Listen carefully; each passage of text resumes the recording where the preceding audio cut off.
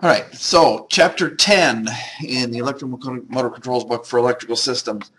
This time we're going to talk about AC generators and how we produce AC voltages.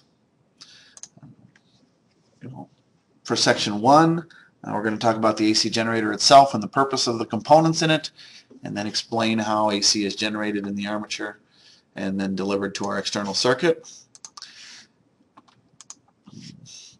AC generator, again, similar to a DC generator that we looked at previously, only now instead of a commutator and brushes, we're using slip rings and brushes. So we're constantly connected to both ends of the loop. So we get our AC signal out of the generator. Field windings are used to produce stationary magnetic field. And then we use some sort of mechanical force to spin it. Single phase AC generator, again, looks similar to the slide we had in DC generation. In DC, the alternating currents stayed on the positive side. In AC, we get positive and negative alternations through our 360 degrees of rotation. A three-phase generator, we have three equally spaced armatures, spaced out 120 degrees out of phase with each other. Creates three 120-degree out of phase AC sine waves. And so it kind of shows in the bottom right here. We have each one, crossing at different times. Advantage of three-phase is, we never drop to the zero voltage level, so it tends to be more efficient. Realistically, about 58% more efficient. And so here, 6 leads of a three-phase generator are brought out, connected in delta or Y.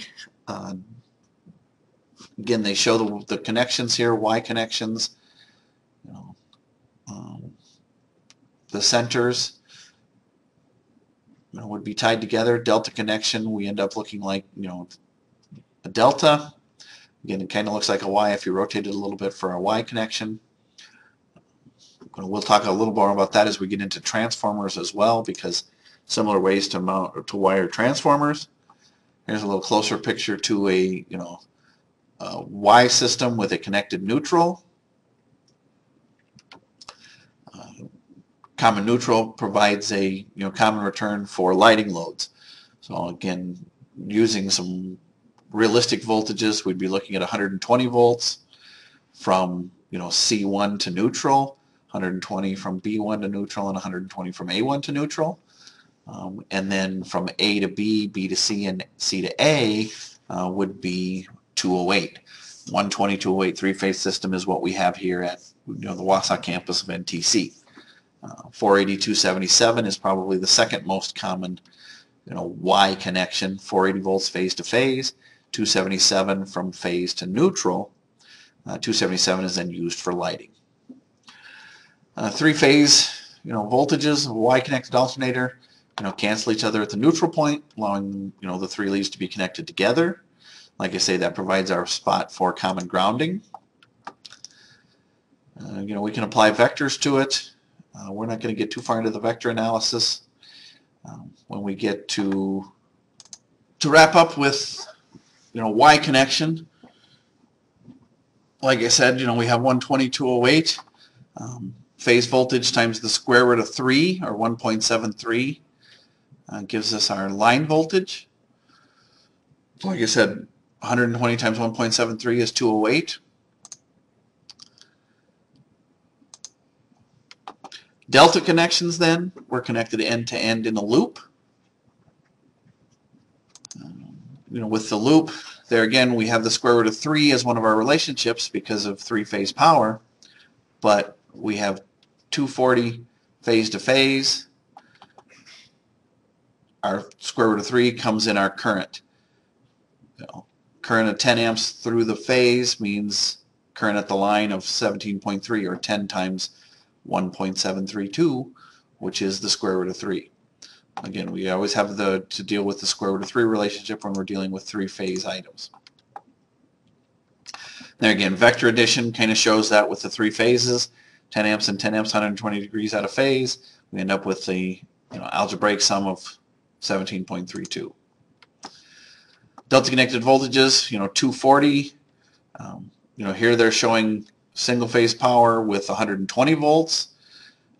The key is we do have three phase here, in phase A to B, B to C, and C to A, but we also have a center of one side grounded. This is referred to as a high leg system. In a high leg system, phase B here to ground is 208 volts. That's why I always tell anybody that when we're going through stuff like this, when you're taking measurements, always make at least 3 measurements before you try and decide what kind of system you're in. If we had a 240 volt system with 240 phase to phase, center point is grounded, comes out to be 120 to our ground on 2 of the phases. This slide says 195 approximately. Again, depending on your calculation, it comes somewhere between 195 and 208 volts. The big issue is a lot of times it does show up as 208 volts and guys go, oh, that's a 12208Y system. And it is not. You hook something to this B phase, it's going to run really, 110 volt item to this B phase, it's going to run really, really fast for a really short time. Okay.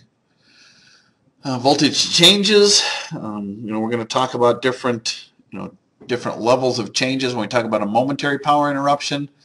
That is, physically no power. Usually that is, half a cycle to 3 cycles. When we're talking about a temporary power interruption, we're talking about 3 seconds to a minute. When we talk about a sustained interruption, that means it's greater than 1 minute. Transient voltages can become a problem because it says they can cause electric shock, damage to equipment. Number 1 transient that are shown there on the slide is lightning strike. The other thing that goes with that would be large load switching. Like right down the road we have Marathon Electric or Regal Beloit. They use lots of power. When they turn on, they cause a sag or swell in the line. That would be a transient voltage. 2, they're showing high current flows in a closed circuit. 3, when the probes are pulled in reaction to a loud noise, arcs are drawn to the terminals. Can cause a problem. And then 4, if the arcs are joined, resulting in high energy arc, we get a life-threatening situation. Arc blasts and arc flash, which are, can be life-threatening. Surge suppressors can help with that. A surge suppressor, as it says on the slide, is an electrical device that provides protection from high-level transients. It limits the amount of voltage that can get through the suppressor. We're all familiar with 6 strips. Often use them in ways we shouldn't, but they almost always have a surge suppressor on the end. That's was the original idea, is we could plug all of our computer equipment, computer-related peripherals into a 6 strip, and protect them with the with the surge suppressor that was built in.